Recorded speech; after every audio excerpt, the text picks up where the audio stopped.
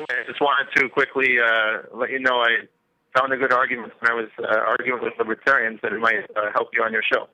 Okay, let's hear it. Well, it goes like this. Libertarians are definitely for freedom. I think the main point of contention for me, anyway, is that when you have very little money, you have freedom in name only because your switching costs, like let's say you have a job and a family to support. Absolutely. Your switching costs, switching careers are very high. You can't afford it. And so basically your freedom, the way to get people to be free is to give them at least some basic income, some kind of guaranteed income so that they are actually free to go and educate themselves and choose their job. I have made this argument with libertarians many times in the past. Their definition of freedom, for some reason, does not include the freedom to pursue a career that you want to pursue. You may be inhibited. Your freedom is inhibited by student loans. Your freedom to get an education is a function sometimes of money. Your freedom to pursue the work you want is sometimes a function you can't get health insurance. And they don't accept that level of freedom. They have no problem with economic coercion by more powerful economic factors. They have no problem with a lack of freedom that comes from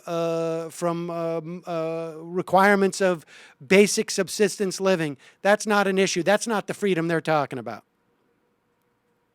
So how do they explain? How do they think it's a free market if many of the participants are not really free to choose what they want to do? You're always free to choose. You can choose to starve if you want.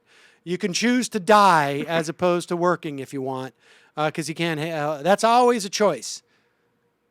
The only thing they recognize is as coercive for some reason is if you're put into a physical cell.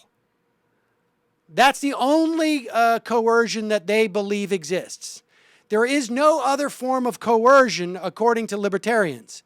Only the state, in its capacity to put you in jail, that's the only form of coercion that can exist in their worldview, because many of them have not had to feel the impact of having a family and desperately needing health insurance for them. Or they're old enough where they realize, hey, I need health insurance for me to survive.